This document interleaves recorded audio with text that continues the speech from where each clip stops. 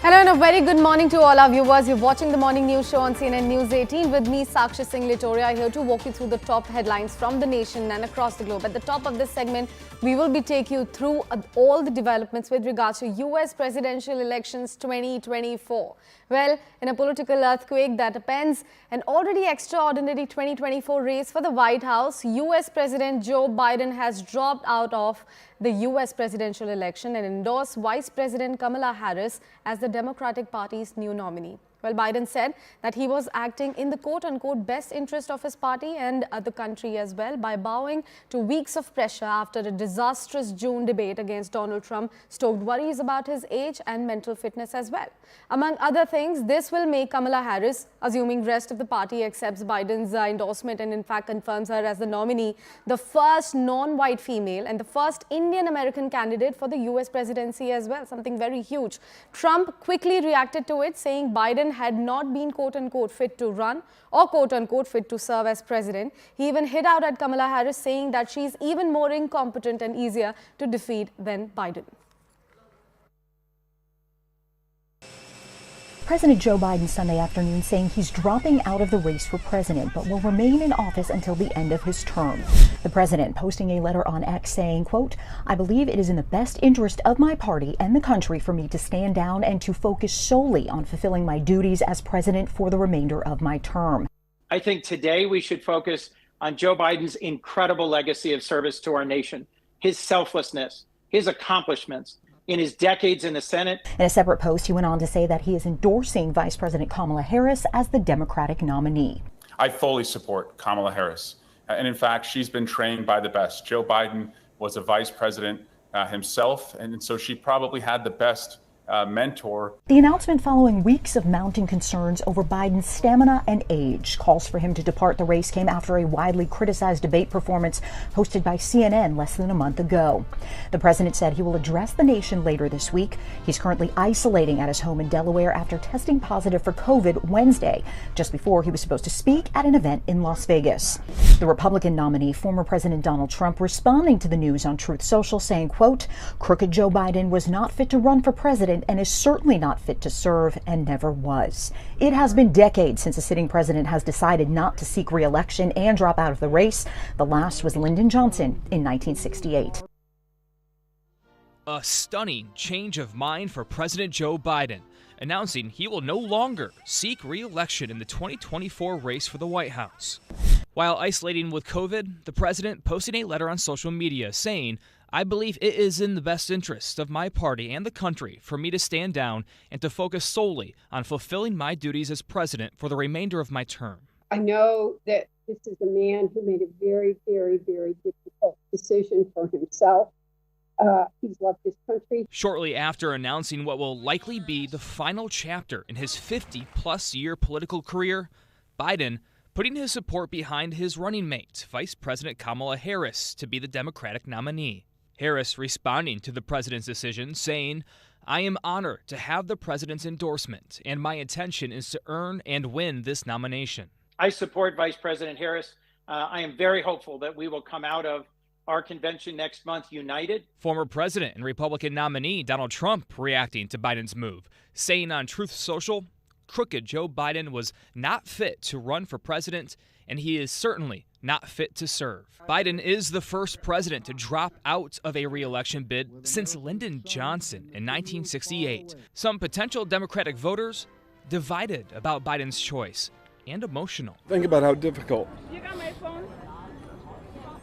a decision this must have been for Joe. Now we've just got a complete mess on our hands. I think it's a good decision. I think they'll be better suited.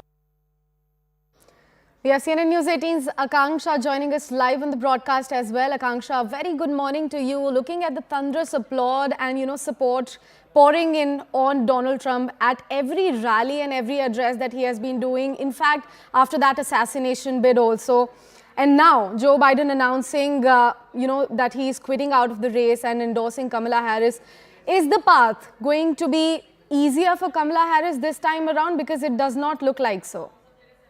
Absolutely going to be very risky, because where Democrats are currently standing is they are going to be quoting uncharted territory right now as we speak, Sakshi, because you've already heard that a president not opting for re-election, the last time it happened around was back in the year 1968. So this is an unprecedented scenario in the past few decades, if you go by. But having said that, we've also seen, as you were rightly highlighting, the support now tipping in the favor of the Republicans, especially after that disastrous debate where we saw that Joe Biden was not really in charge of the situation. Not to forget, the assassination bid against Donald Trump has worked in his favor. We've seen him being resurrected as the Messiah figure for the Grand Old Party and its supporter base after the recently concluded Republican National Convention. Having said that, amid this kind of a political scenario which is heavily in support of the Republicans right now, Kamala Harris has been brought in at a very crucial juncture. Remember, she'll only have 3 months to campaign,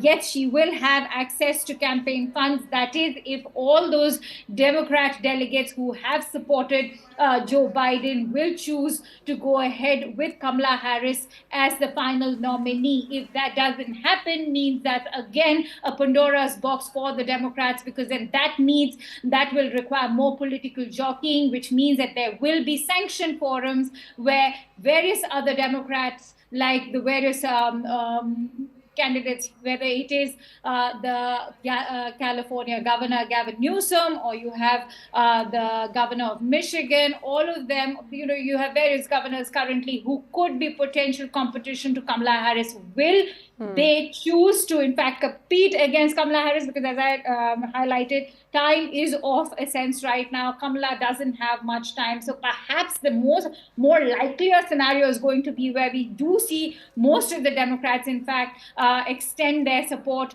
to Kamala Harris. But remember, several senior Democrats, whether Chuck Schumer, Nancy Pelosi, in fact, former US President Barack Obama, have still abstained from openly endorsing Kamala Harris, while many others have endorsed her. Would be interesting to see if she is the final choice for the Democrats. Definitely, Akanksha, a lot to be discussed. I would request you to please stay on with us. We've got a couple of more reactions coming in over this story. Let's take a look at all of those first, and then we will talk to Akanksha more. Finally, Indian Americans are in mainstream American politics now. Now we're starting to see that Indian Americans are participating actively in politics, both parties. The Vice President Kamala Harris, being of Indian American descent, is a proud moment for the Indian Americans in the United States. I just saw the news flash like everybody else. President Biden's no longer running for re-election, and he's endorsed Kamala Harris to be the Democratic nominee for president and commander-in-chief. I'm going to sound the same warning now that I have been for years, going all the way back to 2020 when both Kamala and I were running for president on the Democratic ticket. She is unfit and unqualified to be our president and commander-in-chief, and would be incredibly dangerous in that position. The prospect of Kamala Harris making decisions about war and peace and where to send my brothers and sisters in uniform into harm's way is not only terrifying to us, it should be terrifying to every American. As we said, Akanksha continues to stay on with us on the broadcast. Akanksha, as you touched upon earlier, it is not necessary that if Biden at this point of time is endorsing Kamala Harris as the nominee, she will become it, because the roll call is slated to happen. If rest of the Democrat candidates vote for Kamala, then she becomes the nominee of the party for the upcoming elections. But are the things looking favorable in her direction? How many Democrats have openly poured out their support for her? How many are still abstaining to vote for her? As we speak, we can't really place a number on that, because the support is continuing to come, and it's cascading. Because remember, the ones who are the major supporters right now for her are the Clintons. In fact, she could borrow much from Hillary Clinton's own fight, because remember, Hillary did fight elections in 2016. She did lose that one, but that also indicates the kind of weight that the United States, in fact, holds